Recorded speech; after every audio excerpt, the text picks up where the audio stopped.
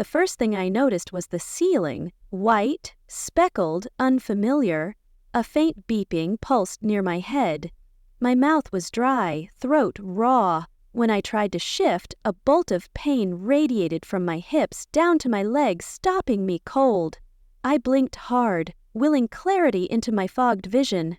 "Miss Johnson," a nurse's voice came gently from my left. "You're in recovery. You've been unconscious for 2 weeks." Her name tag read Camille. She adjusted my IV, checked the monitor, and offered me a sip of water through a straw. My lips cracked around it. I swallowed, then croaked. "What happened?" "You were in a car accident. A drunk driver ran a red light. You were T-boned at high speed. The police report said the driver was a repeat offender, no remorse." She paused. "Your legs, both were broken. You've had surgery. Metal rods were placed to stabilize the fractures." I closed my eyes. That explained the numb heaviness under the blankets. "Your parents were notified immediately," she added. "They came by briefly. Left some things. They said they were catching a flight." "A flight?" She nodded. "They didn't leave details, just said they'd be out of the country." My fingers twitched toward the tray beside me. My phone. Camille helped place it in my hand. Notifications lit the screen, but only one stood out. A voicemail from my mother, time-stamped 9:15 a.m. in that morning. I hit play. "Hi, honey. It's Mom. Just wanted to let you know we're at the airport boarding our flight to Australia." Her voice was chipper, like she was announcing brunch plans. "We've been meaning to take this trip for ages, and since Lily's between jobs, we figured why not bring her too? She said it's her dream trip, funded by your hard work." There was a pause, then muffled laughter in the background. My father's voice came through, distant but clear. "Tell her not to call. Roaming charges are brutal." "Oh, right. Don't call us while we're in Sydney." "Okay. The hospital has our email if there's an emergency. We'll be back in 3 months. Love you." Click. I stared at the phone. 3 months. Sydney. Lily and don't call. They left a note saying they trusted I'd pull through. The heart monitor quickened. Camille glanced over. "You okay?" I nodded, too stunned to speak. The truth settled in slowly, like a bruise forming under skin. They knew I was here. They'd visited while I was unconscious. And then they left on vacation with Lily. My legs were broken, my body stitched together with titanium, but the pain that bloomed in my chest wasn't physical. It was sharp, clean, and final. It felt like they'd erased me from their lives. I turned my face away from Camille and stared at the wall, silent as tears slipped from the corners of my eyes and into the pillow. I used to think our family was normal. We had a 2-story house on the edge of Seattle with a backyard full of blackberry bushes and an old swing set my dad built when I was 2. Dinners were always at the table, chores were divided by chart. From the outside we looked intact, but there were always lines. Quiet ones you didn't cross. I was the quiet one, tidy, reliable, a student. Lily was the spark, messy, loud, endlessly forgiven. She was the baby, the accident Mom liked to joke about. Born 2 years after me but treated like royalty from day one. She got praise for breathing while I worked for scraps of approval. I don't remember resenting it, not exactly. I just learned early that if something needed to get done, I'd better handle it myself. That carried through school. I earned a full scholarship to Washington State, studied data analysis, graduated early. No one came to my graduation because Lily had a dress rehearsal for her dance rehearsal that couldn't be missed. I didn't complain. I just framed my degree and mailed a thank you card to the financial aid office. At 25, I landed a job with Tableau, then moved to a role at an up-and-coming startup in downtown Seattle, bought a modest condo with my signing bonus. I remember Mom crying on FaceTime, saying how proud she was, how much she and Dad had always believed in me. But their pride came with strings. Always a new demand. A few months later, Dad mentioned they were thinking about retiring early. Said Mom's back was acting up, and school budgets were tight. I offered to help, and they accepted like they'd been waiting for the invitation. Then came Lily's first career pivot. She quit her job in sales to explore event planning. I paid for her certification course, then a new wardrobe, then a second pivot. Baking school, then graphic design, then something else I stopped keeping track of. She never kept anything longer than 3 months. Their house got repainted, they put in a gas fireplace, took trips to Napa, to Santa Fe. Lily got Invisalign. I got emails titled, "Just a little short this month." I always said yes. They called me generous, grounded, the glue of the family. And for a long time I believed them. I believed love meant giving. I believed support was unconditional, even when it flowed only one way. I thought sacrifice was my role. Until it broke me. Until I opened my bank app 2 weeks after surgery and realized just how far that belief had taken me. 3 weeks after surgery, I asked Camille to bring me my laptop. I told her I needed to check work emails, but the truth was I needed answers. The pain meds made the screen blur at first, but I pushed through it, logging into my bank account with trembling fingers. The numbers weren't surprising, just sobering. Over the past month alone, I'd transferred $1,500, 0 cents to Mom and Dad for house expenses, another $300, 0 cents, labeled Lily Job Prep, plus $600, 0 cents, to cover their SUV payment. There were utilities, subscriptions, even their grocery delivery. All told, $7,200, 0 cents had left my account that month. Quietly, automatically, I clicked into my credit card portal next and felt my stomach twist. A $987, 0 cents, charged from Pacific Travel Co. appeared, posted 2 weeks after the accident. My credit card, their vacation. They'd booked it the day I was in surgery. I stared at the line item like it might vanish. When it didn't, I opened a new tab and pulled up Lily's Instagram. She hadn't posted much during the flight, but once they'd landed, the feed came alive. A photo of her in a plush robe, holding a flute of something sparkling on a balcony overlooking Bondi Beach. Spa day with the fam. Sydney is magic. Best trip ever. Sister sponsorship. The next image was of my dad on a winery tour, swirling red in a stemmed glass. Then Mom in oversized designer sunglasses, beaming outside a boutique with bags dangling from both arms. Lily again, this time straddling a rental bike, captioned, "When your sister's hustle funds your freedom." Each post was a dagger, laughing at my pain. I didn't feel angry, not yet, just cold, numb in a way that had nothing to do with painkillers or anesthesia. These weren't strangers, these were my people. The ones I had taken care of, month after month, year after year. And while I was unconscious in a trauma unit, they were sampling Pinot Noir and tagging me in captions like I was a generous corporate sponsor.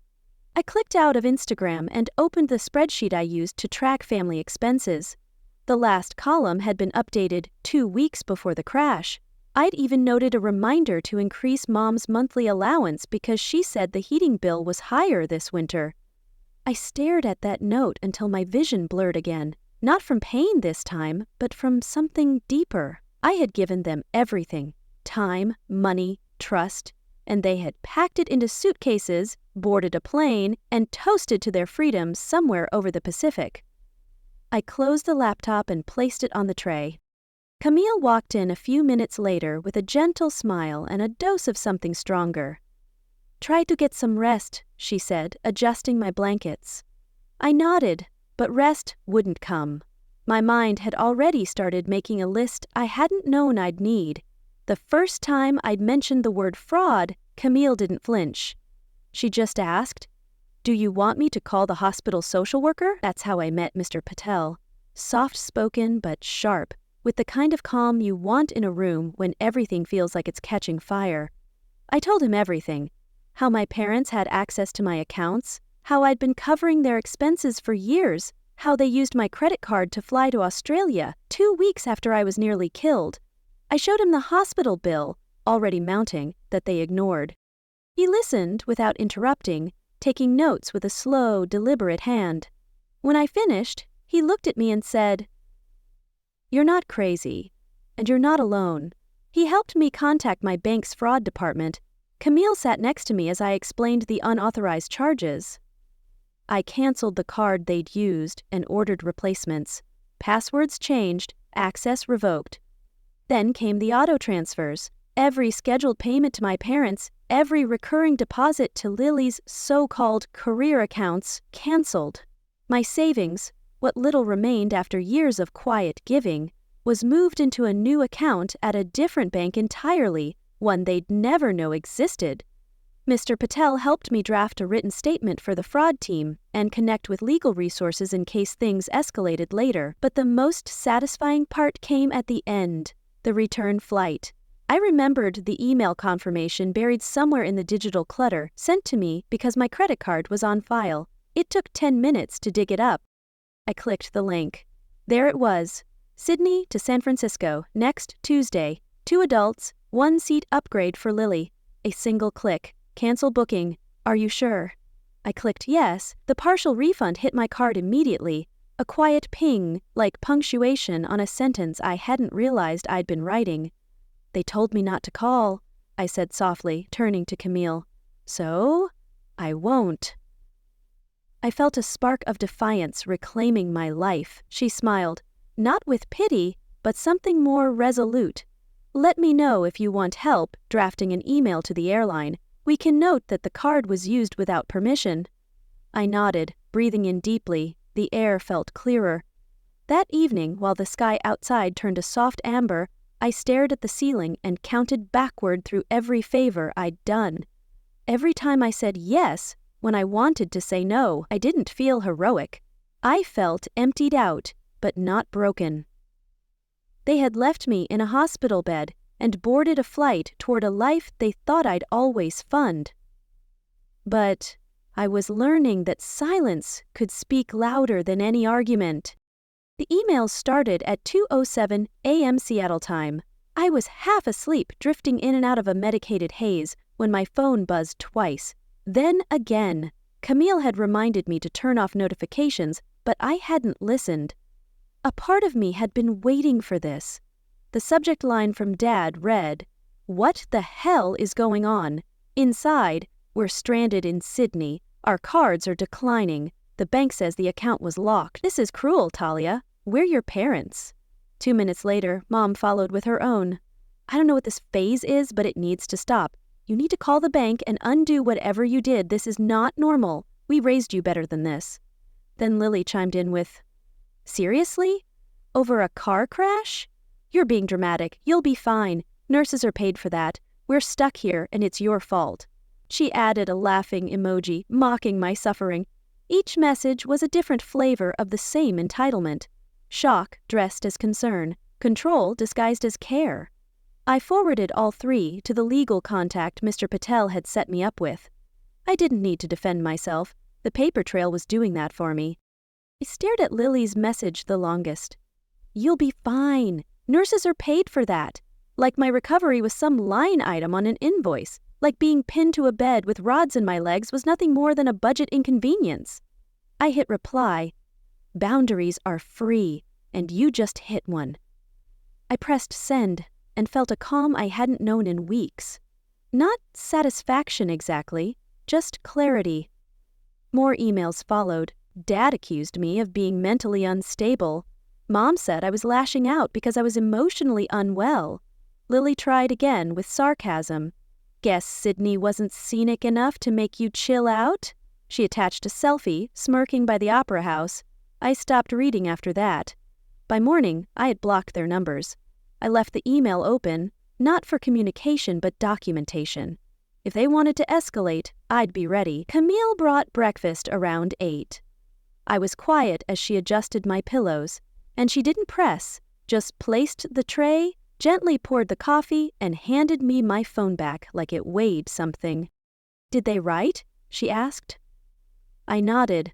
A lot. She didn't ask what they said. She just sat down beside me, peeled an orange and split the slices onto a napkin between us. I chewed in silence, slow and steady. That evening, the sun dipped low behind the hospital blinds, casting the room in quiet gold. I scrolled through my inbox one last time and deleted Lily's message. Not out of forgiveness, but because it no longer needed space in me. Their silence after that wasn't peace, but it was quieter than the noise they'd always made.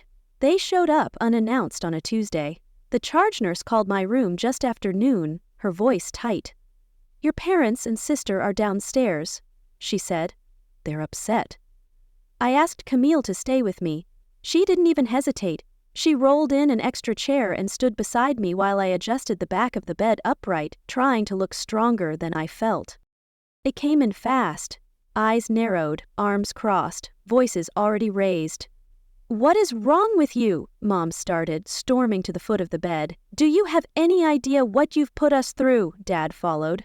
"Stranded in a foreign country, humiliated in front of friends. We had to borrow money to get home. You've embarrassed this family." Lily lingered by the door, sunglasses still pushed up in her hair. "You really milk this whole crash thing, huh?" She tossed her hair like my pain was her inconvenience. Camille stepped forward. "If anyone raises their voice again, I'll have security escort you out. This is a hospital." That shut them up, at least for a beat. I took a slow breath and picked up the manila folder from my tray. "These are the terms," I said, prepared by my attorney. Dad scoffed. "Terms? What are we, your employees?" I ignored him and continued. "One-time transition payment, no more monthly support, no more shared accounts. If you want to have a relationship with me, it will be through a licensed family mediator. Otherwise..." "Otherwise what?" Lily snapped. "You'll pretend you're an orphan now?" She laughed, cruel and sharp. "Otherwise," I said calmly, "we go our separate ways." Mom reached for the papers, but she didn't read them. She just shook her head. "This isn't you, Talia. This is some breakdown." "This is me," I said, "just not the version you got to control." No one moved, no one apologized. They left with the folder unopened. I stared at the door long after it clicked shut, waiting for regret to show up. It didn't. Camille placed her hand gently on my arm. "You did it," she said, and for the first time since the crash, I believed her. Aunt Lena picked me up from the hospital on a rainy Friday afternoon. She had an extra pillow already in the passenger seat and a playlist of soft jazz humming low through the speakers.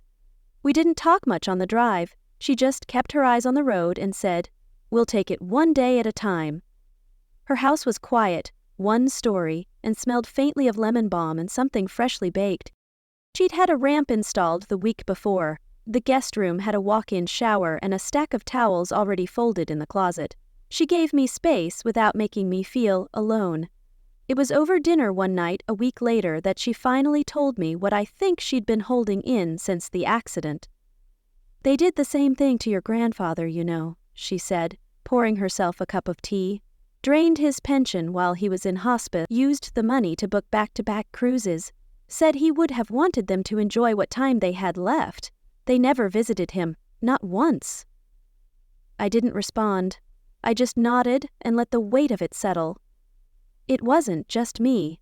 It had never just been me. Physical therapy started the following Monday. It was grueling, every motion like dragging my limbs through concrete. But each session ended with progress, no matter how small. Standing, balancing, 3 steps with a walker. I kept at it.